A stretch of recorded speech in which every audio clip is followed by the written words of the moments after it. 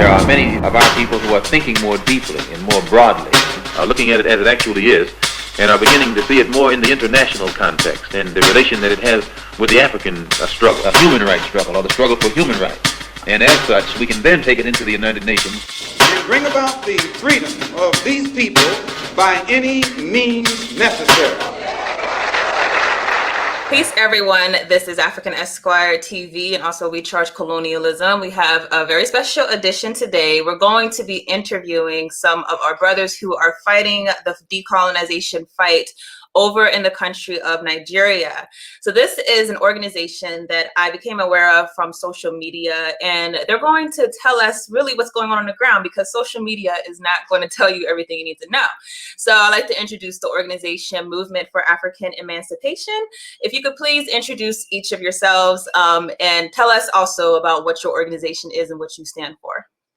Okay, my name is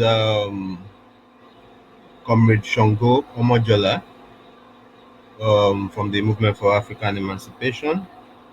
And just very briefly, Movement for African Emancipation is an organization recently formed with a background in which people are struggling for a better country and a better Africa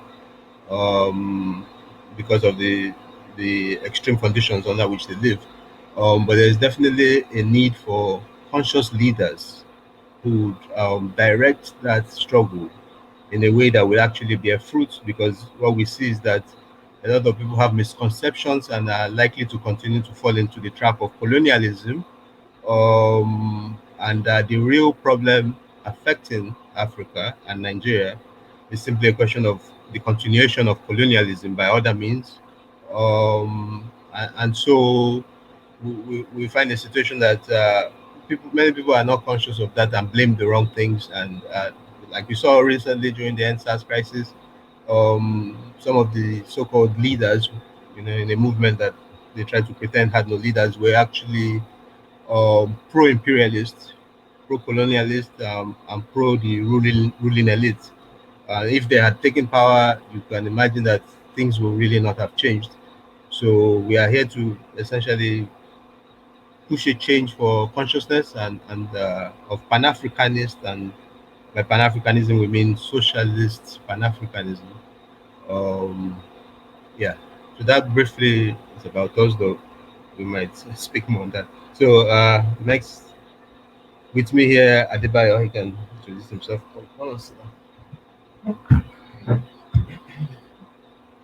My name is Comrade Adebayo Adidiji.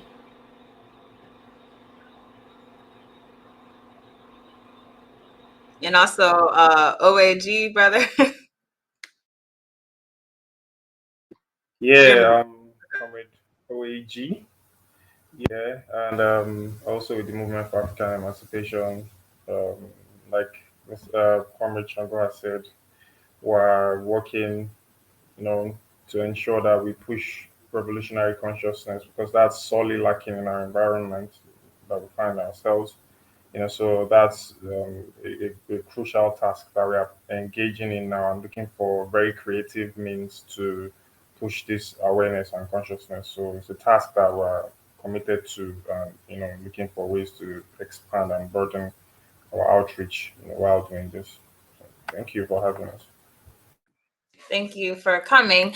So one question I always wonder, whenever we have organizations that are revolutionary, Pan-African organizations, how did you come to being? Especially, I'll say, for us Africans in the United States, like you don't hear a lot of issue about the issues of the African people globally. And so a lot of us will focus more domestically on our issues and think that we're finding a solution alone. But in my opinion, we have to work collectively with our brothers and sisters. So what made you arrive at that Pan-Africanism, socialist Pan-Africanism is the method that you want to go, and also what made you decide to start the Movement for African Emancipation?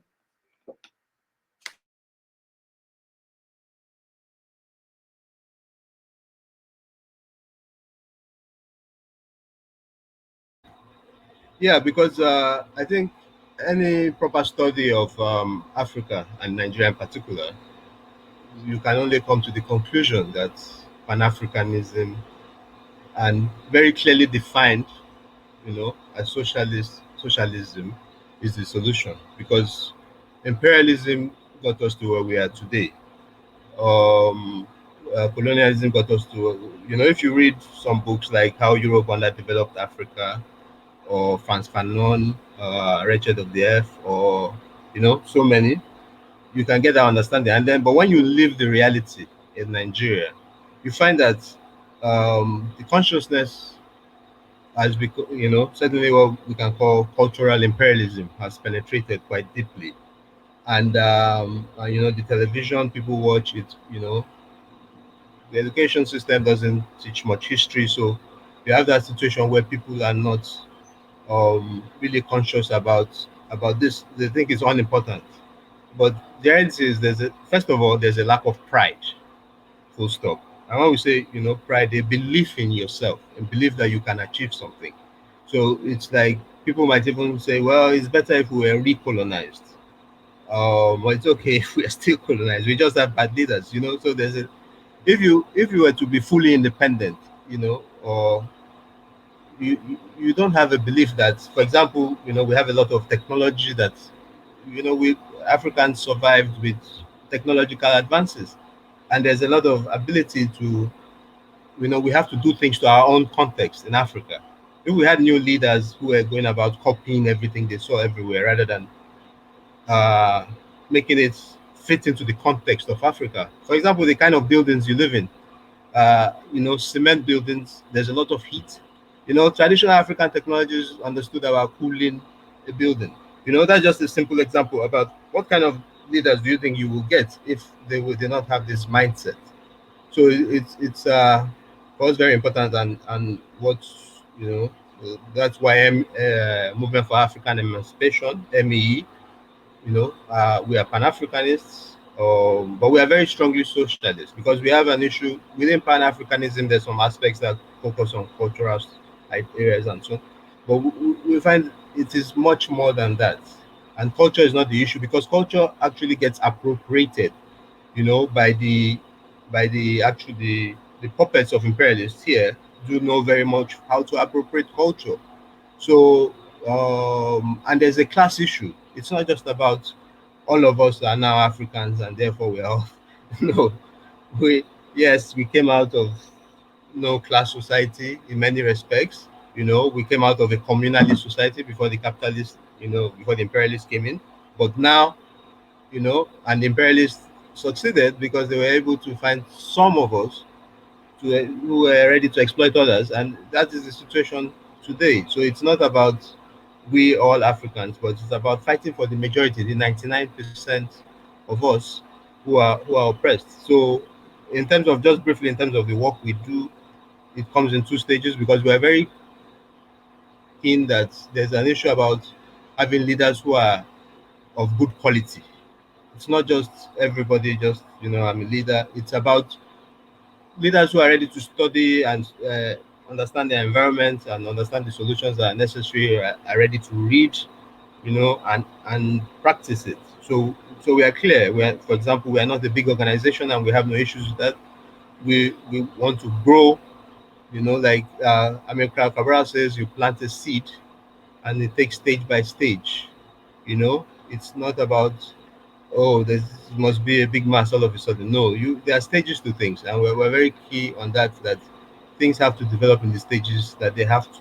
But on the other hand, we are very much engaged in mass work, in any mass agitations. We're engaged in struggles for revolution in Nigeria and engage with the masses, because you certainly have to meet the masses at where their consciousness is at, and you certainly engage with them, you learn from them. But at the end of the day, there's no other. No, struggle is the best teacher. We believe we read books, but you cannot learn without actually diving into the water. So that's about us. But if others want to come in.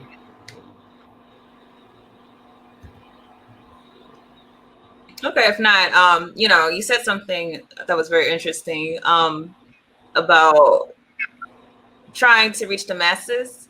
I'm just wondering, like, how is your message received by the everyday person who's we consider the masses, so the people who are really struggling? Because something I've heard, is that whenever you hear people talking about revolution and things like that, that it's kind of perceived as privilege, because there's people who are living hand to mouth and don't necessarily get the time. They're trying to work, and feed their family. They don't necessarily have the time to connect the dots about their exploitation or even explore that. So I'm just wondering, like, how that message is received, and how exactly do you go about spreading that message? Yes, I think we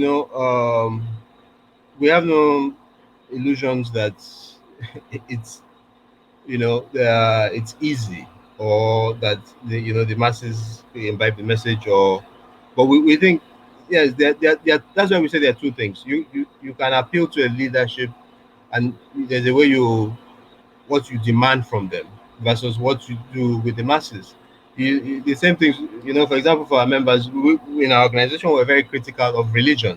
We just use that as an example, because we feel it especially the foreign religions, and the particularly the foreign religions, it brings back consciousness. It's not, history has shown that it pushes back development in many respects, in terms of, like, even scientific development. But yes, when you go to mass work, the masses are religious. You have to meet them where they are. You can't go and tell them, no, religion is bad. No, you really have to understand where they are, and you don't have to actually go with the belief that you are right. You have your own point of view, fits what you need to do. You learn from them, but the thing is that um, you have to still challenge them. And for example, we believe in methods like Fanon has discussed, Paulo Freire, who a lot of people um, normally quote about having a kind of mass engagement or mass education, who talks about having a dialogue with masses, actually learned from Fanon. And is this thing is it's about, yes, and you put it this way, it's like when you have spontaneous action versus organized action.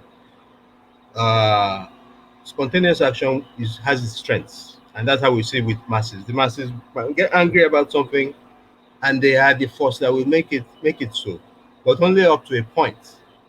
That there must be a program and things, a direction, and that's where leaders have to come in.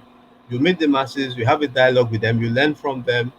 They are where they are, and but that is your duty, or that is what your responsibility, to get them guided towards where they will go. And we have seen it. The majority of people cannot reject socialism. Like, the majority of poor people, even talking about Pan-Africanism in Nigeria, it can be very funny. It's like people believe that Pan-Africanism is like the devil. Like, if you talk about, yeah, maybe say you even try and talk about your own indigenous religions, for example, as opposed to the foreign. There's the whole belief that comes from the devil, it's devilish. But when you actually engage with the masses, you find that vast majority of them actually do believe in these indigenous religions. They do believe in the things their foreparents did, their ancestors did.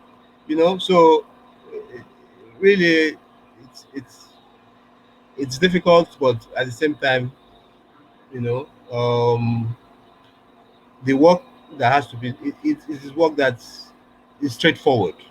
We believe, it takes time, but it's straightforward to just engage dialogue, and you have to fight for their material interest as well. You can't go to the masses and say something about ideas in the sky. To quote Cabral again, you have some ideas in the sky. You have to meet them where their material interests lie.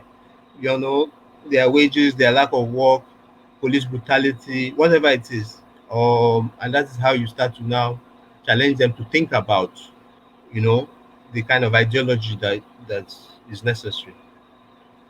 Yeah, you said something interesting though. You said people think Pan-Africanism is the devil. Like, how does that manifest? Like, is it this idea of So I've conversed with some continental Africans, and some of them, like, the idea of having Africans from one country like just being able to come into their country freely is horrible, or the idea of saying like let's all speak Swahili. Like, why would I want to speak another African language? So, like, what about Pan-Africanism have you found that people respond hostily to? Yeah, I think mostly it comes down to culture and religion, um, religion in particular, because not, if you're a Pan-Africanist and you try to defend indigenous religions, that's where the devilish thing normally comes in. But just in terms of, for example, um, yeah, speaking about, I don't know what to say, like, okay, generally, for example, now people dress in a Western style, right? They might not tell you that it is devilish, but there's an issue with them psychologically believing that you can dress in a different, in a different way, and yes, there's certainly the idea of, even in Nigeria, not to talk of the whole of Africa, the ethnic chauvinism that kind of divides you, and we saw that in South Africa. We see that, there are a lot of different beliefs, but I think that when you engage with people, you find that it's simply a result of propaganda.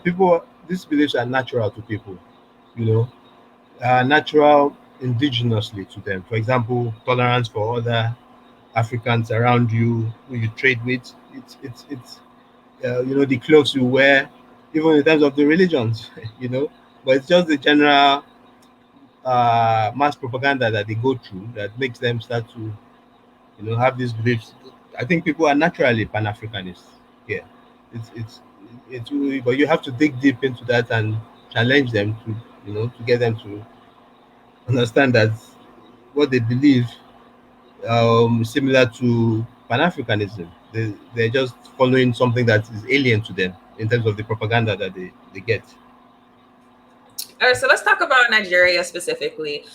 It's interesting, we've been told these stories on on the news. Nigeria is, like, I believe is it Africa's biggest economy at this current point, or second biggest? Like, I know it's, definitely one of the biggest, if not the biggest already. And all of a sudden, Nigeria is being marketed as, this is the prototype for what all Africa should be like.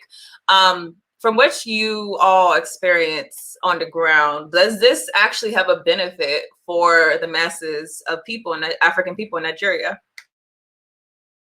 Yeah, move that to Adebayo. We answer that.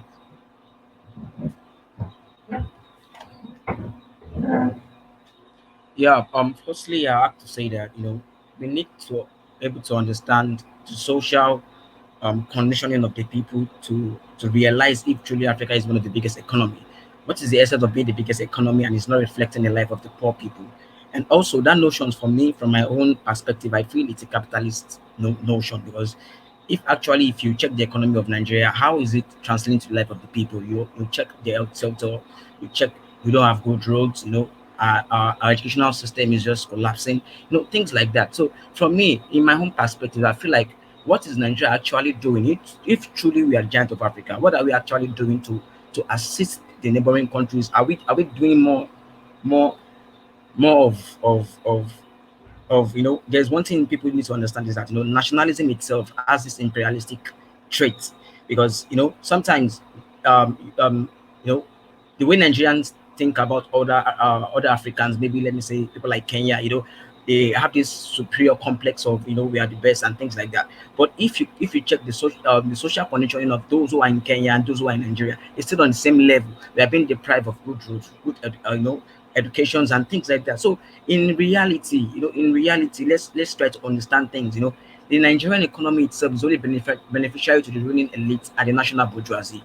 So they are the ones who create all these false propaganda, in order to be able to to buy things in their own interest. Because you know those when you check out on our TVs, on our radio stations, you listen to pundits and intellectuals, they try much as possible to give out the information that is suitable to the holistic thinking, to be able to sort the capitalist system. So people need to understand that if Nigeria is actually the biggest economy in the world, let's try to understand how it has been beneficiary to the people. It is not. Africa now, Nigeria now is the capital state of the poverty in the world. So you're telling me like Africa is still, what's it called, the biggest economy if your people are being deprived of so many things. So those are the actual things we should be looking into what to for people to count people's consciousness. And also we should also realize that majority of all these informations we get, are from, Western institutions like IMF, World Bank and things like that. And IMF is working in the interest of what? Of the metropolis countries. So whenever we get information from those people, let's try as much as possible to understand it if truly it's reflecting in the life of our people, things like that. And also, in Nigeria presently, we're living on a deficit economy whereby, our social structure are all cracked down, the industries and things like that. And the only way we are running our economy is to borrow money. And when you borrow money from IMF or World Bank, there's a particular treaties or like an agreement, like maybe you guys have to increase the fuel price, or there must be one bargain, that will be able to benefit the IMF and the metropolis country, and this thing has its own effect. So for me, let's people try to open their mind to reality and leave this nationalist chauvinism one side and able to understand the social conditioning of our people. So that's my submission for you. Thank you. Anything to add to that, anyone? Yeah. I just want to add a little bit to that. If the way we interpret our economy is still based on colonial institutions, and we have the New York stock market, and we model our economy based on capitalistic framework, and we have a class structure that profiteers, gives itself stability and pats itself on the back because of the amount of surplus that it can steal from the people, and of course puts it in the media as if it's its own achievement. Then you start seeing things like the GDP popping up and all these nonsense metrics or indices to measure development. So this GDP doesn't show you the maldistribution of wealth. And then when you see the elite saying you have a GDP increase of this, what they are saying in revolutionary terms and in our own interpretation is that we've stolen this much percent from you guys, and this is how much we've disenfranchised the people, the masses on the ground. So if you have intellectuals and even middle class people regurgitating these things, they are doing themselves more harm than good because they bought into the economic, social, you know, political interpretations of what the economy is. So it's like the slave master saying, "Yes, my my slavery business or whatever increased by so and so percent," and you on the farm, you are jumping and being happy that there's a 10% increment in the amount of cotton you're able to pick from the field. So that's what it is. A lot of Africans need to understand that what we see as the economic metrics or indices is just the elites after they've triumphed in monopolizing the productive forces and waving it that, oh, this is how much we've stolen from you guys. So that's how I see it personally. That's a very important point, I think, because the whole GDP thing, I never understood, like, how are you guys measuring this? Because you see the same countries that say, oh, they've had this growth in GDP, but many people are living on the streets and unable to provide for themselves. And it's almost like we have to have a different metric, because to me personally, like, I'd rather live in a country like Cuba, where at least I know my basic necessities would be met. If I had to compare that to a country that is said to have a great economy, like Nigeria or South Africa, where I'm not ensured that I'm going to actually have some type of standard of living that's reserved for a few. So I would just wonder, like, when you see like what's happening in South Africa right now, the people obviously, well, started off as a revolt because of Jacob Zuma, but I believe it became something much greater, a revolt against the disenfranchisement of African people there. Do you see those same elements in Nigeria brewing? Or should I take that? Should I take that? Anyway, I, all right, yeah. So I think it's happened a bunch of times already in Nigeria. Where we had so-called lootings here and there. And I keep telling people, especially because we're in close proximity to lower middle class people, and they have this notion that these people are looting, they're bad and all. And I keep telling them that look, if you have a society that treats people like cigarette butt sticks that you can just use as surplus and toss away, and they don't feel that they are part of the developmental process of society, and they can see that you're stealing from them and all that. By the time you have a little upheaval, they go and reclaim in the brutest form the surplus that you've stolen from them. It's just as simple as that. We're not sugarcoating anything. Now, if you had a society where everyone can, take care of themselves, they're okay, they're engaged in productive activity, they have their own houses and all, you wouldn't even have people loitering on the streets or having this feeling of disenfranchisement such that they run into stores, to get what it is that they feel that they've been alienated from. It's like society is making it's disgusting creep forward, what we call development in capitalistic societies. It's a disgusting creep forward development. But even that disgusting creep is not drawing the masses of the people along. They're not being carried along. If we go around what we call the shopping malls, ShopRite, and all these malls in our society, you see around that area just what looks like heaven in that shopping mall. Around it is hell. Around it are even the security men that are carrying your bags. What you have in your grocery bag will feed their families. You know what you just came to buy for maybe ice cream just to eat and relax on a Sunday afternoon will feed their families for like a week, 2 weeks. And they're looking at you. The guys outside are looking at you. They're seeing this. So when a little bit of social disturbance comes, they're going there to claim things. They're going there to claim what has been stolen from them. They have that feeling of helplessness, but when the time comes and then things are upside down, even the policemen will get in there and take what it is that they feel is theirs or what society ought to have given to them.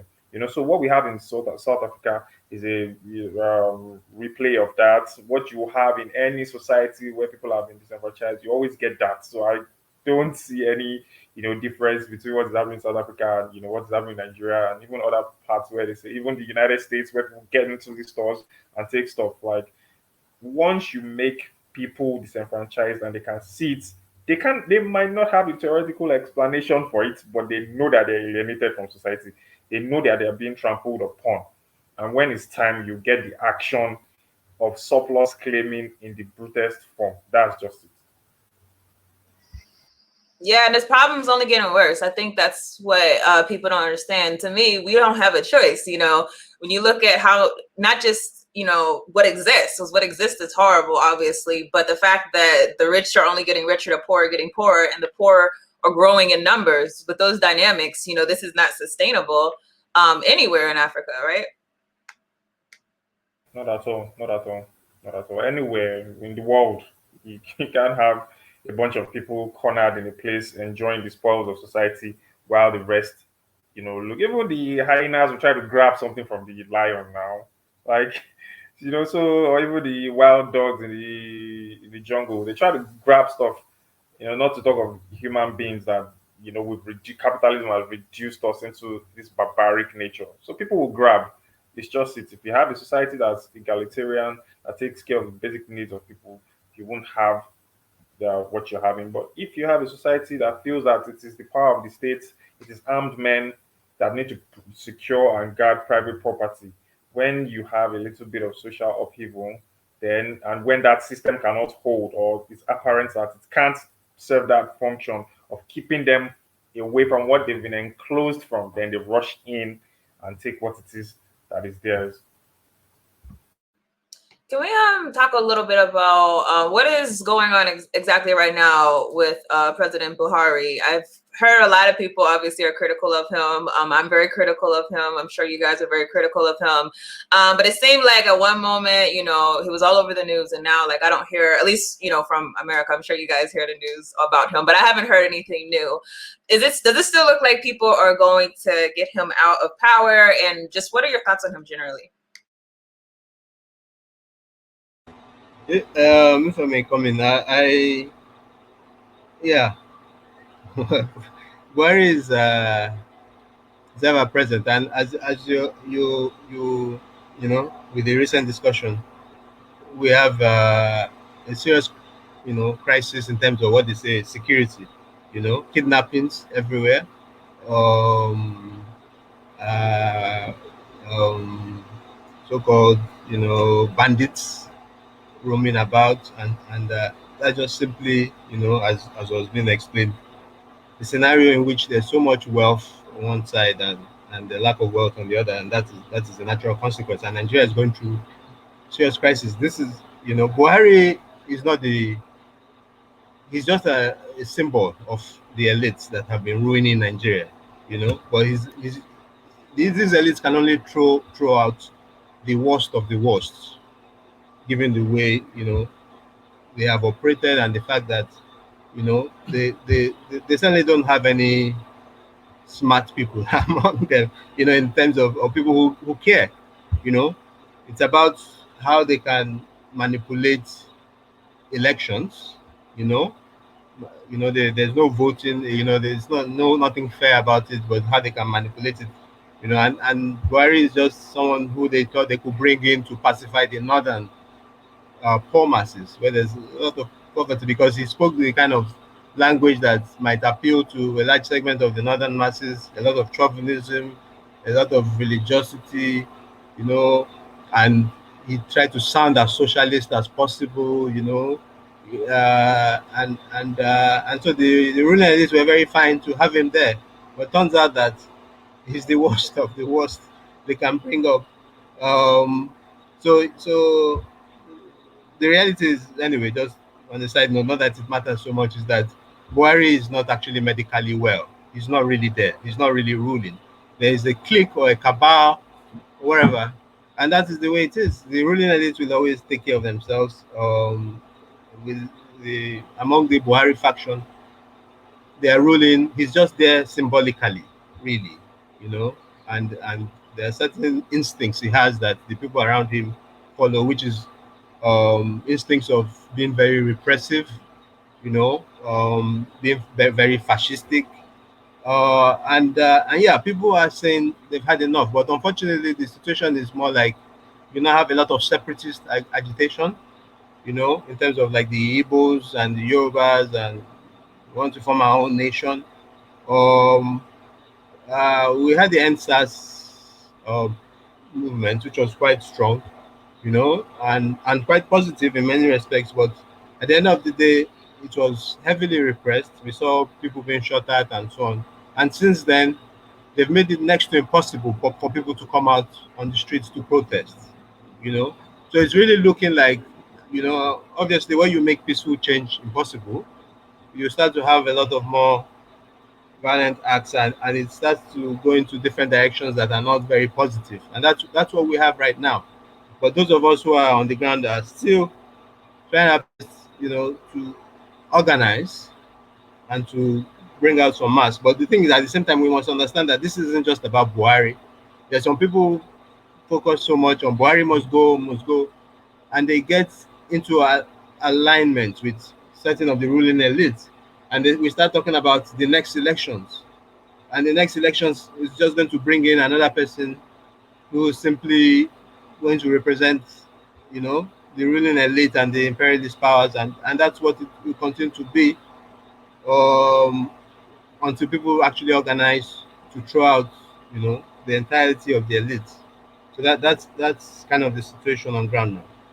Um, It's amazing because everything you're saying is like the same thing. Like I hear African people, United States, and then obviously, like I feel like everywhere we are, there's like this focus on electoral politics. You know, this idea that these individual people are the problem, but not a lot of focus on the system that's creating the problem.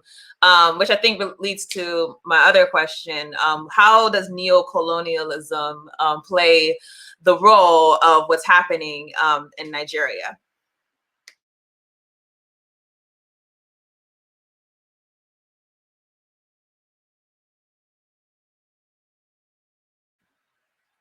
Oh, you're muted. Sorry. Neocolonialism is at the root of it. That's why, as we were saying earlier, that if you don't understand the roots, you will still end up chasing shadows. Um, and why is it? Very simply put, when we were under colonialism, we were just raw material exporters, extractive. And any infrastructure that was built by the British was about taking the goods out of the country. So we can say they built some infrastructure, um, to do that, and they created a class of Nigerians who are the so-called middlemen who take a cut and to get the goods out over, and those middlemen have become who are the ruling elite of Nigeria today. We are being ruled by middlemen whose only interest is cut, you know, uh, and so they are naturally corrupt. People don't understand corruption. They think the corruption is the problem of Nigeria. They think bad leaders are the problem of Nigeria, but there's a failure to understand that this corruption has a reason for it. You when you operate as a middleman economy, some call it a rentier state. It's not about producing. You don't produce any goods for your people. You don't produce clothes, you don't produce shoes, you don't produce cars, you don't produce houses, you don't build bridges. There's nothing. So are you going to educate the people to do any of those things? Of course not. The people don't need to be educated. The people simply need to go into the ground and dig and bring out whatever it is that they're going to bring out. And, and then the person that really is going to be valued in that exchange is the middleman, the person that identifies who to sell it to, puts it on a ship and gets it out. So, there's not going to be any education. You don't care about these people. There's not going to be any health care. Because why would you have a healthcare for a vibrant workplace? We have to say this. Yes, even the worst capitalist societies have some elements in which they have to take care of their workers. They do, because if you don't take care of your workers, yes, I know it. They are getting. They've got so used to neoliberalism that they are getting worse, and it's actually making their societies worse. It makes no sense, no logical sense, because they've allowed the whole idea about making profits off finance dominates, like in states like the US. So it's no longer a good model. But in the past, you have, for example, a president like Harry Truman asking, you're so against socialism, you forgot how socialism built America. You know, so um, so it's very straightforward. We are essentially extractive, and we continue to be, and we serve the new colonialist powers, and they tell us that if we want to improve our situation, we should build our comparative advantage. What is your comparative advantage? Dig the ground or whatever and bring whatever is out in it and send it to us. That is all. Your comparative advantage can never be produce things for yourselves. So so education in that scenario is unnecessary. um High standards of living are unnecessary. Healthcare is unnecessary, and so on. And of course, these people who dig are supposed to have no value. You pay people on the basis of value you consider that they have. So, you know, and of course, you have a military machine, a repressive machine that keeps people in their place, that is supported by the colonialists. So, the colonialists have they can come in whenever they want. You know, their soldiers come in anytime they want to enforce whatever they want to do, and so they are part of the repressive machinery, despite any noises they may make about democracy. You know, they are part of it. They're backing it up. In fact, a lot of our military generals were trained by them.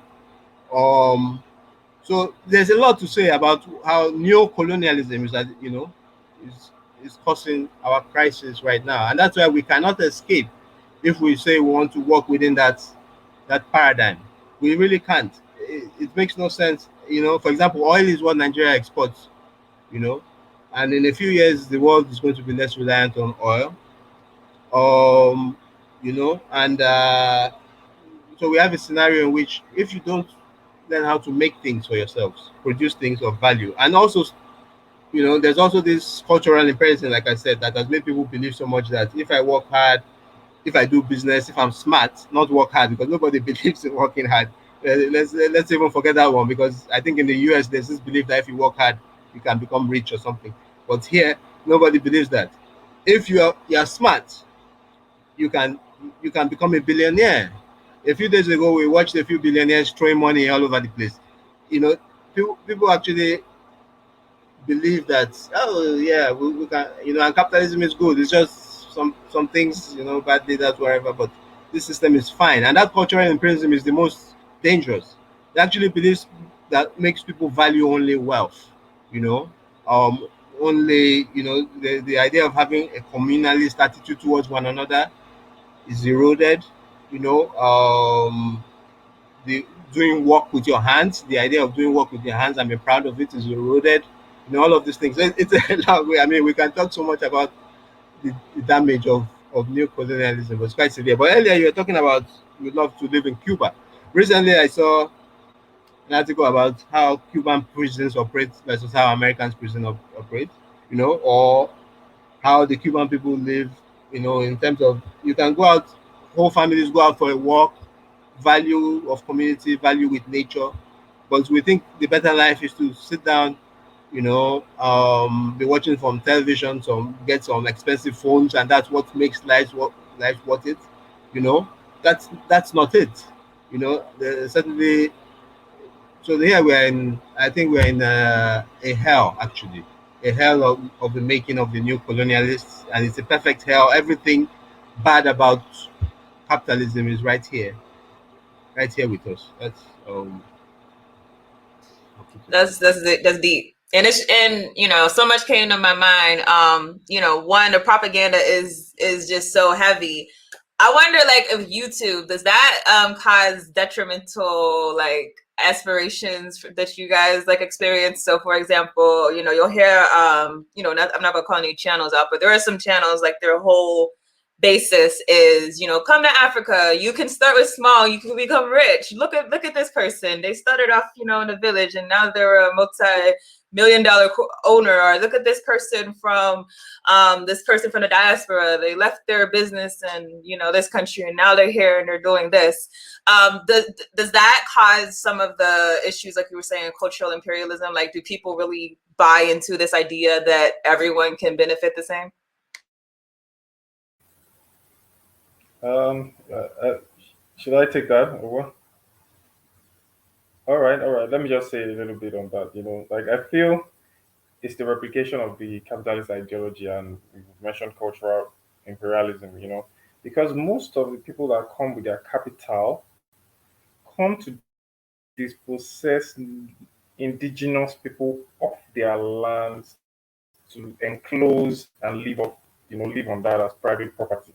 What essentially you're doing again is replicating that exploitative, system, and then coming to lord over the people because you've been able to extract a little bit more capital from the belly of the beast, and then you're coming to replicate the same nonsense here to lord over people, disenfranchise them, get them off the land, make them homeless, make them farmless, make them, what used to be their survival base in terms of maybe the small plot of land that they had, you just cordon it off. You have as your estates with swimming pool and all that. So that even goes to this same Acorn thing, coming to do Acorn City, I can bet 100% that the poor people of Senegal won't have access to that place. And he's of course partnering with the neo-colonial guys in Senegal and all that. So he too has also bought into this mentality, to replicate that dispossession of the people, enclosure of the commons, and then dispossessing people of their lands. So people need to inoculate themselves with the knowledge that we can't come as diasporans or people that have a little bit more capital to replay exploitation, replay oppression on the people. If anything, you're supposed to be building solidarity, working, networking with the people on ground to see how you can relieve them of the nasty conditions that they are living in. So I feel that's a very, very crucial thing that needs to be done on part of the diaspora. Of course, talking to the people on ground and not going. Once you understand that the countries that you're going to link or liaise with is essentially neo-colonialist, then you know not to go through the officials. You know to talk directly to the people on the ground, such that when you're bringing your money, you're bringing to genuinely help and not contribute to the problem. So yeah. Yo, in addition to that, I just want to add one or two things. Can I proceed? Yeah, you said something about neocolonialism, how it affects the people mentality and the way of thinking, and also we also need to iron out is that this American capitalism, what has really done to people's psychic in trying to preach out this prosperity, try to get rich, and also this is a part of the process, black American, let me say black Africans, African American in America, are trying also to bring capitalism back into Africa, because you see majority of them, they are coming to Africa. Are they coming genuinely to lift up, the social conditioning of the people, or they see African as an opportunity for them, to expand the capitalist idea they've learned in America? Because you see all you just see on TVs, even some set of Americans, you see them, they are just like the intermediary, whereby now they take from funds, they take funds from people, from Americans, of Americans. They come here to invest, but they don't realize that maybe the land they are buying is a communal land. They strip it away. They try to live this class life, and also when you see majority of them coming back to Africa, they bring back this ideology of trying to live like a royal. All those kind of things they talk about. Uh, um, um, um, Mensa Musa, like they want to get rich like Mensa Musa, acquire a lot of boats, things like that. Those are the things capitalism has able to do to even the black Americans over there too. So what are we actually trying to do? Is the unity of Africans in America, or an indigenous people in Africa? Is it for the purpose of bringing out surplus value, or it's for the purpose of developing the social material life of our people? Because when you see diasporans coming to Africa for maybe for holiday, you see them, they want to attach themselves with these feudalist lords, or try to relate more with the government. They are not actually coming down to have like a connection like like a cultural connection between the people here. They're not having a dialogue with them. They're not even knowing what these people are going through.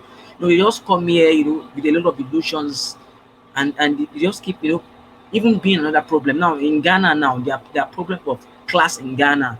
Americans in Ghana are having issues with the Ghanaians.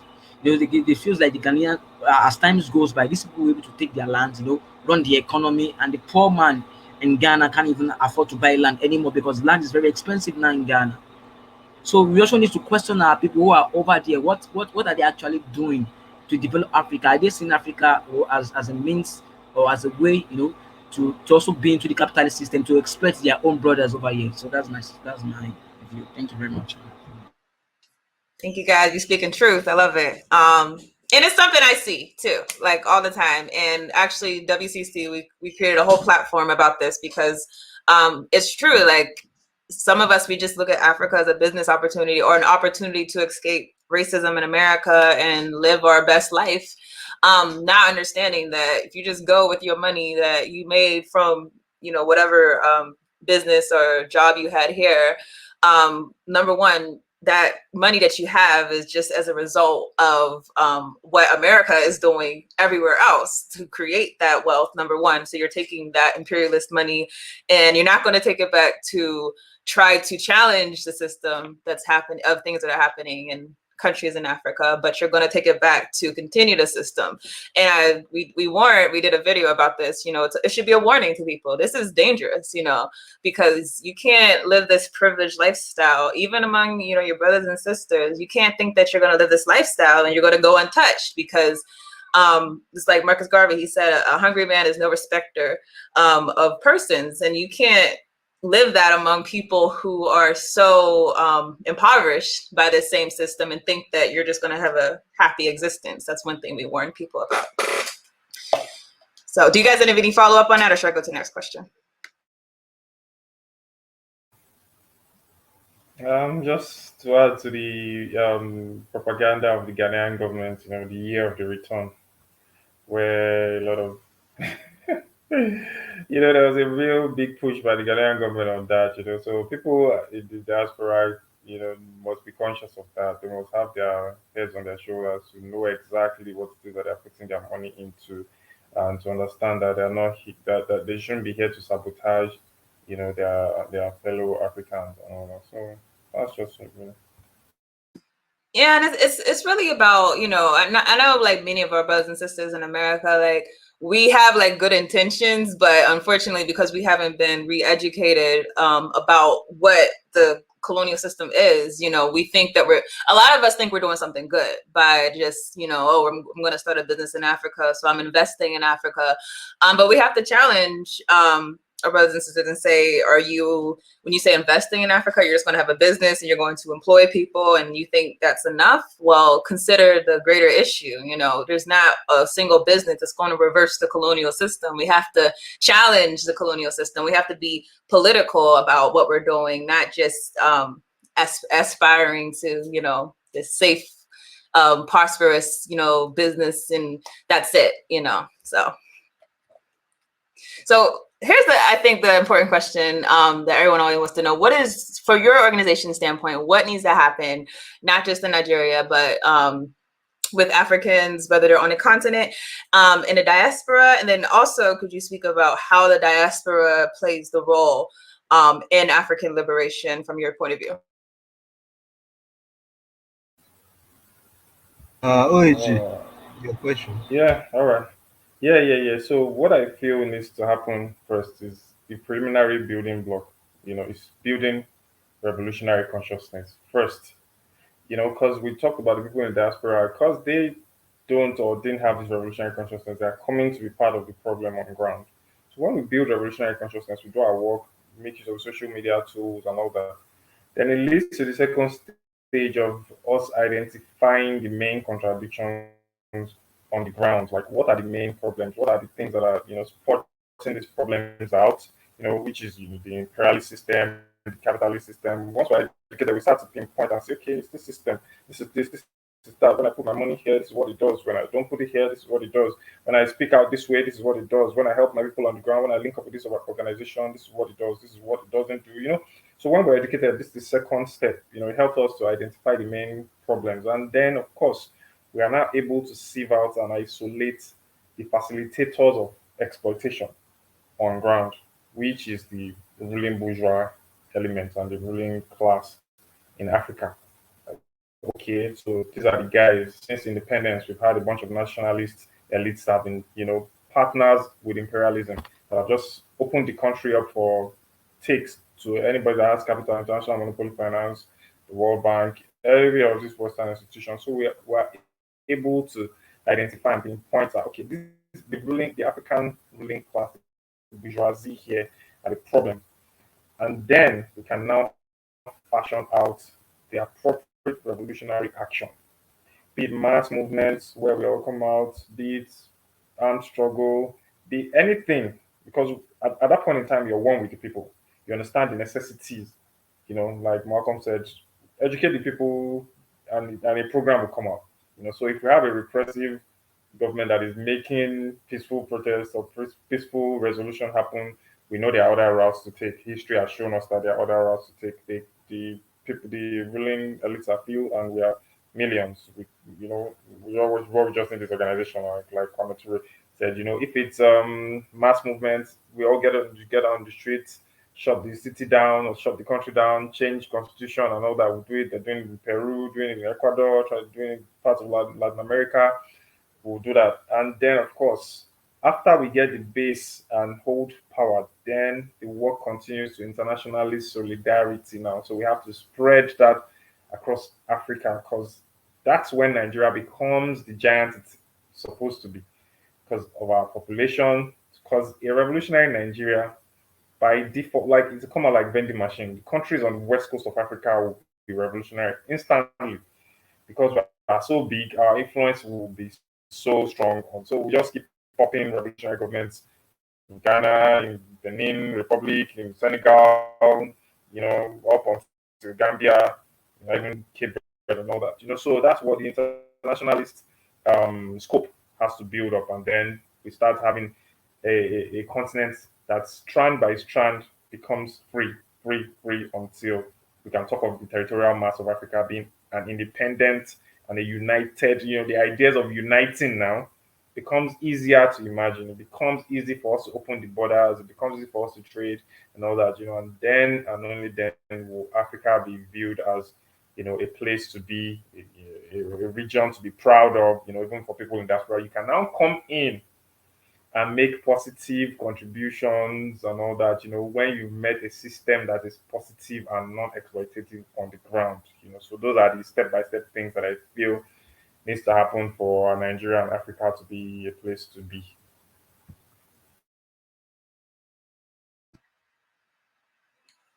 Anyone have anything to add? Yeah, in addition to that, I just want to have bring forward, you know, the connection between the Africans in America and the indigenous African background. You know, we need to able to understand that, you know, our struggle are the same, because if you check in America, you know, with the police brutality over there, likewise the police brutality over there, you know, people are not having, you know, the social structure, you know, for a better life. You can see how, you know, black people, you know, died during the COVID-19, and that is a way of trying to make racism more systemic. So people actually need to understand that our struggle is connected, is interwoven, and I will try to quote what's it called, Amika Cabral said, you know. One thing people need to understand is that, you know, there's unity, there's unity in purpose. The way there is unity, we're able to iron out, you know, things that are happening over there and things that are happening over here. Then we all know that we are going against imperialism, we are going against capitalism, and a lot of people don't really understand this thing as the biggest threat, you know, to our lives, because, you know, American propaganda everywhere. You know, they spread a lot of, I don't want to use the word bullshit, but they sent so much propaganda and people believe in all these things, and it's still part of also our work. What are the Pan Africans going to do? You know, they should give more resources to those that are really willing to do this work, because we have, you know, there are ideas, you know, progressive, the next generally in Africa. How are we going to expand it? How are we going to have like a real revolutionary party in our system? Not that they will just come there with their money, you know, and then one thing they have, like right now in Nigeria now, you know, the election is 2023, and we see those reactionary um Nigerians in diaspora that are being influenced by the so-called feudal democracy they practice in America. You know, they just want to just come in their money, you know, invest into the electoral system, so they can also, you know, being in high positions and continue the whole exploitation. So we should have like an alignment between us, you know, alliance between us. You know, we want to be in the song of America. We can put our own impact, what we can actually do. You know, so likewise to the Americans in diaspora, the Africans in diaspora, you know, should also see how they could be able to connect with their brothers here in Nigeria and Africa generally. Thank you very much. And also, I also need to understand on the question of Nigeria, you know, having a revolutionary in Nigeria. You know, having a revolutionary in Nigeria is not the end, because we also need to understand that even in China, having a revolutionary country like China, you know, in Asia, we realize how the U.S. imperialism is trying to use, you know, Japan, Indian, you know, country like that. So we should seek beyond how we can be able to revolutionize African in general, because Nigeria alone cannot stand alone. because you can see how sanctions is being used for Cuba, and it's, it's causing a lot of problem in Cuba right now. So people need, we as African people, we need to take, like, where we actually going to is to free our continent and free our people over there. And also, people that also need to understand this idea that our struggle is beyond color. It's not about color. It's about all the oppressed people in the world. The global South in general. We want to liberate people in Mexico. We want to liberate people maybe in Venezuela or what country. So we have to have a unity of purpose. So that's my submission for now. Thank you very much. And that's a powerful point too. It's like my mentor Obi Egbuna, he always mentions a quote, I believe it's by Kwame Nkrumah, that winning a revolution versus maintaining a revolution. Maintaining the revolution is very difficult, and so we see what's happening right now with Cuba. See how the media with China constantly. There's a Venezuela. There's Zimbabwe. There's constantly like this effort to undermine people whenever they become sovereign. So, like you said, the fight isn't just winning for your individual country, but it's forming a powerful bloc that can withstand imperialist oppression. So, I agree. Anything else that you would all like to mention closing out?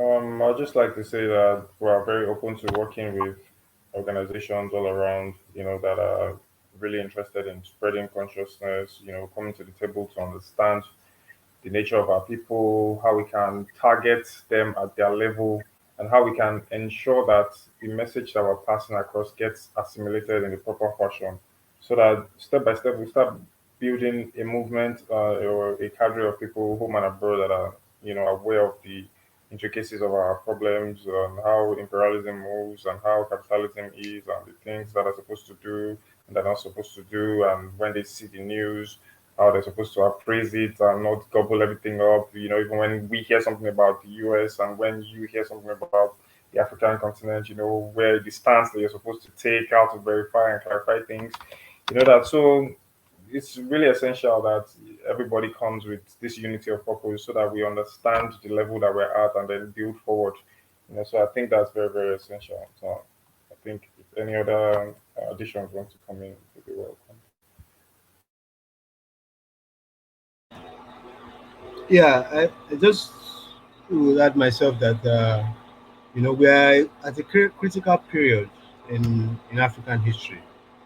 Um, we we see things like we have seen in South Africa, we have seen in Nigeria, and we are seeing in the home of imperialism as well, that the system is not working, and people are only going to get poorer and poorer, whereas a few people are going to get richer and richer. You know, we were speaking earlier about being extractive society economies in Africa, and there was someone I was listening to yesterday. I think the Zambian socialist presidential candidate, said something that struck. In the era of technology, you need less hands, and you pay people less to mine. For example, in Zambia, they mine copper. You know, so it's not surprising at all that you are going to have, you know, an increased mass of destitute people. We have the era of robotization anyway, which is going to be a challenge for them, of course, in the West, because um, so, but it's not to be pessimistic. The thing is that these conditions are there, and these conditions need the kind of consciousness that can direct it. And we take inspiration from previous struggles of Kwame Nkrumah, of Amilcar Cabral, of Sankara. People will say they failed, but we disagree. We don't think they failed, and particularly refer to the Black Panther Party as people who were ideologically driven, who understood they had to fulfill the material interests of their base, of the people they were struggling with.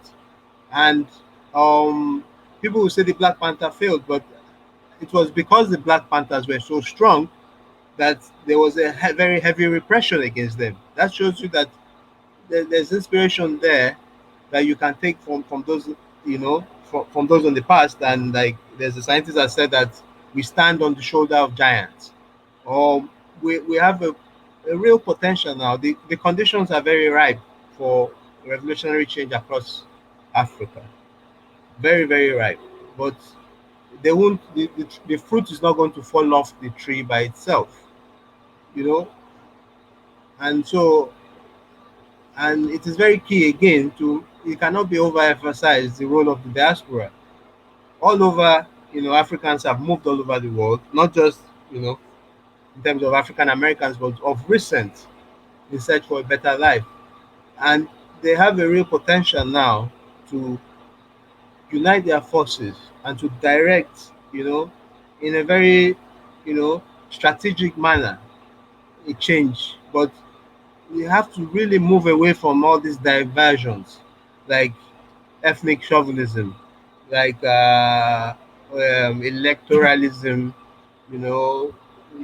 working within the system, and thinking that capitalism has something to offer. It's very, very, very obvious to our eyes that capitalism has failed. It's blowing up. COVID-19 just exposed it for what it is. And so these are really critical times, but we are optimistic. Again, just to repeat, because I really love the way Cabral says things and the fact that you plant a seed and it goes stages by stages. You don't lose hope because you think that flower is not growing so fast. It needs its water, it needs its sun, and it needs its time. So that's what I would say. I appreciate that. I appreciate this whole interview. It's been very insightful. And like you said, the conditions are right. I keep telling people the next revolution, or not next revolution, there's always revolutions, but the next major front has to be Africa when you look at the conditions.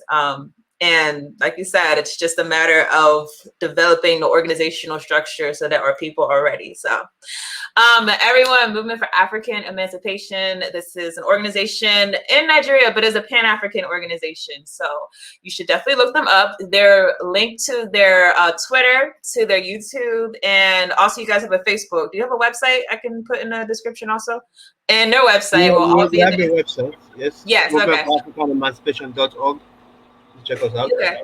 Yes. Okay. So moving for AfricanEmancipation.org, and everything will be in the description. You should support these people. You should try to connect with them, and let's build that global revolution, like we said. So thanks everyone for tuning in, and thank you, my guests, for coming. Thank you very much for hosting us. Thank you very much. Thank you very much. Bye.